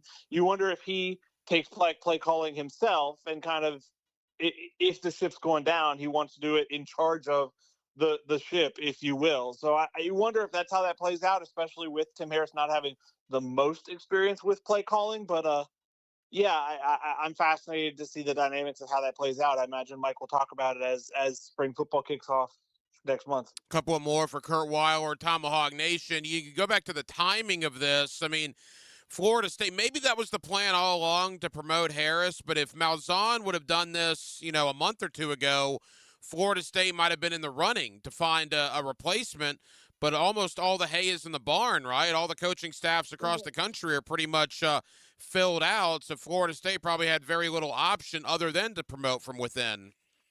The timing did not help them, but I wonder. I mean, the truth is they're not coming from a position of leverage right now. I mean, whoever, if it were someone from outside, they would absolutely be coming into a position where it's entirely possible it was a one and done job, so they wouldn't have been I feel like in a position for a really strong outside candidate, one of kind of the top names that you heard about if it had happened in the more normal timeline for Gus stepping back. But yeah, I mean, they would have had probably other options that aren't on the table now. Yeah, I think that it most certainly limited their options pretty severely. Let's talk about the offseason. I was talking about this last week. We've been so caught up with Florida and what they've done with John Sumrall, and obviously Miami played for a national championship, and there just hasn't been a ton of news out of Tallahassee. I know they were fairly active in the portal, brought in a couple of quarterbacks to hopefully replace Castellanos, but how would you assess the offseason 2 months in? I think I like, especially I would say on the defense, well, a lot of some of the things they've done. I think that linebacker room has some promising signs. I mean, retaining Jabril Rawls when he originally entered the portal was significant. He got some pretty serious interest, and that's I think a potential all ACC cornerback next season that you're able to retain. I think another kind of sweeping transformation on the offensive line when you look at all they've brought in. They bring in some skill position talent.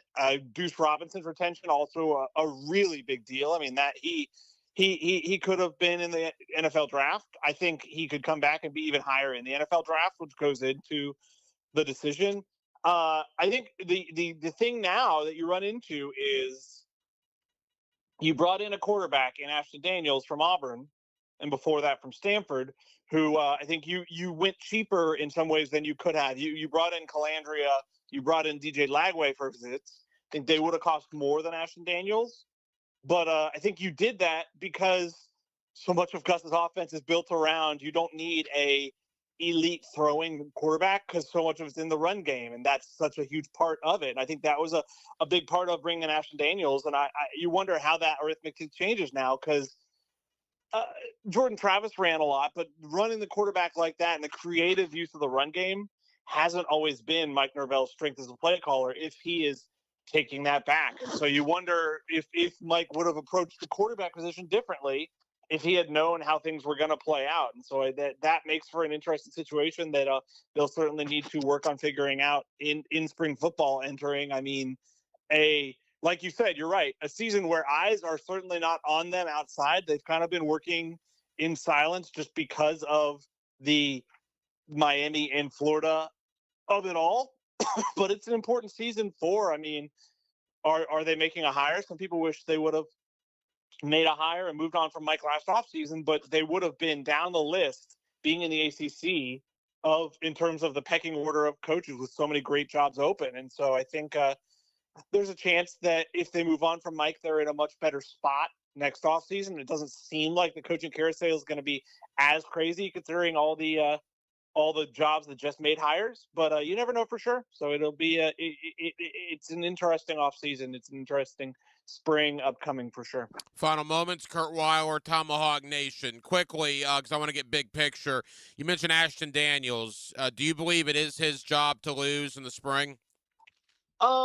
I know in that, I mean, like, I think they'll give Kevin Sperry the sophomore the chance, and maybe this move changes the math on that. I think they liked a lot of what they saw from Kevin Sperry last offseason and in his limited game action. And so I think he's in the conversation for sure there. I mean, they brought in a lower level transfer as well, but you never expect those guys to really be able to make a jump to Power 5 and contend. But I think less than a lot of the last few transfers they brought in, it's surely Ashton Daniels' job. I think you're not in a place where you can go in and say, we have to ride the transfer. I think you have to ride the best quarterback. And if that is Kevin Sperry, if the second year player, if he makes that big jump entering year 2, I think you absolutely consider him more than maybe the last few years where with how much money you had committed to DJ and to Tommy Castellanos, it was kind of their jobs.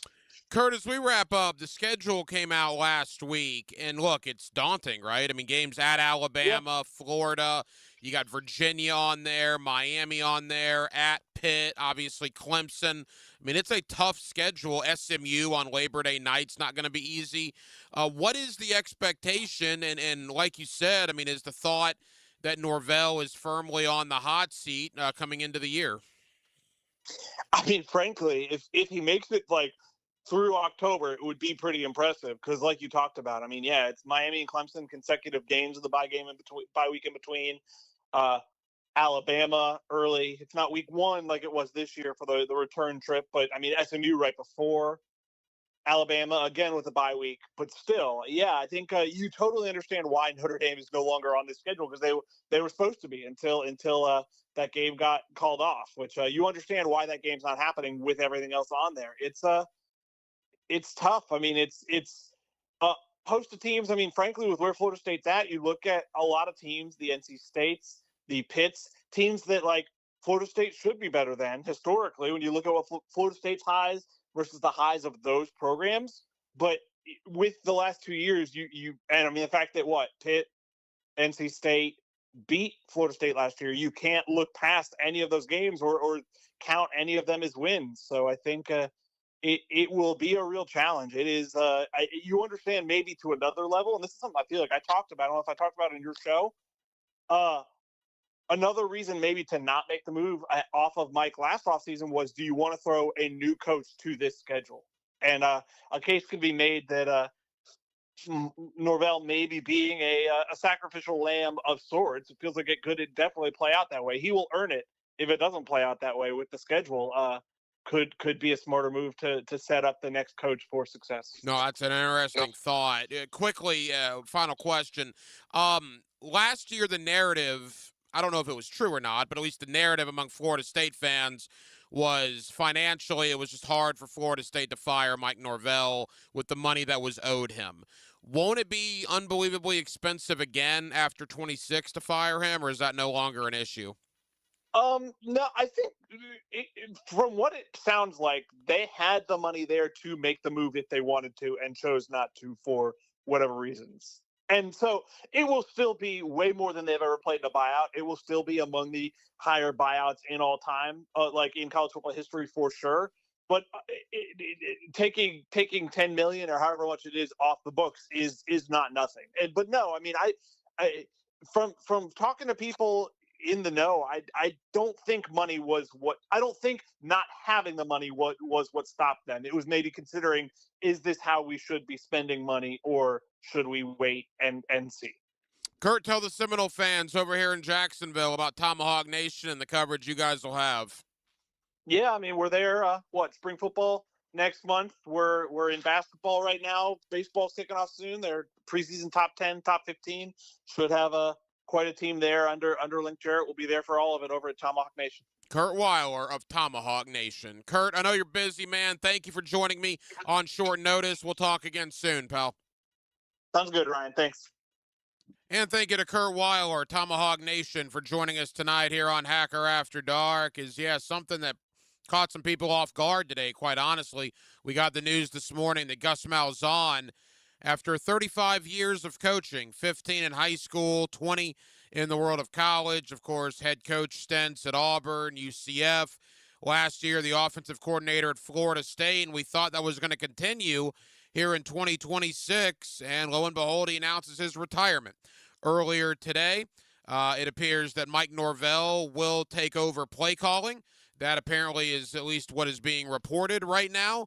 And it makes sense in a way because obviously Norvell knows, like everybody knows, that he's on the hot seat entering 2026. And I guess he figures now that Malzahn has retired, if it's a sinking ship, he's at least going to be the captain of it and try to get his way out of it himself by calling his own plays. So we'll see what happens, but certainly, again, something that I did catch from what my understanding is, at least some people off guard this morning, that Gus Malzahn did announce his retirement. What that means for the Florida State roster will be seen. Obviously, a lot of hay is in the barn, obviously, in recruiting and in the portal. You know, you tilt a offensive roster towards the offensive coordinator and the things that he likes to do, and then lo and behold, he retires here in the early parts of February.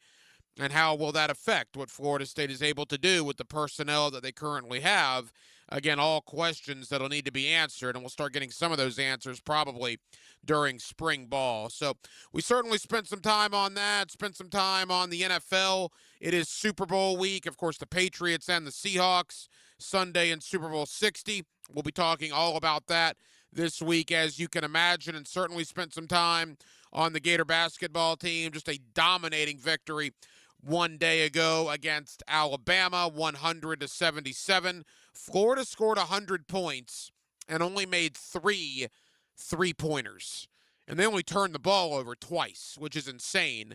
But they had 72 points in the paint. It was absolute domination on the interior by the Gator front court, which I think is the best front court in America. Well, that will just about do it, man. Very, very busy Monday night edition of Hacker After Dark. We certainly appreciate you guys hanging out with us here on 1010XL and on 92.5 FM, and we have a ton of people to thank. Again, Kurt Weiler, Tomahawk Nation, certainly appreciate Kurt's time. Thank you to Mark Duffner, the coach, 50 years coaching experience in both college and the National Football League. We talked about Grant Udinski and Anthony Campanile coming back for the Jacksonville Jaguars in 2026. Certainly spent some time on the Super Bowl as well. So thank you to the coach, Mark Duffner, for joining us tonight. And back in hour number 1, my buddy Patrick Young, the former SEC Defensive Player of the Year. He was a McDonald's All-American. As we welcome Patrick Young to the 1010XL family, you'll hear him along with myself every Friday moving forward on the Gator Bites podcast. And we will also get Patrick on pretty regularly here on Hacker After Dark. And we appreciate Patrick spending time with us this evening to break down the Gator win over Alabama. Now, we will be back tomorrow night on a Tuesday, and we will do it all over again beginning at 8 o'clock. Aaron Williams was your producer tonight. Aaron, great job as always. I'm the hacker Ryan Green.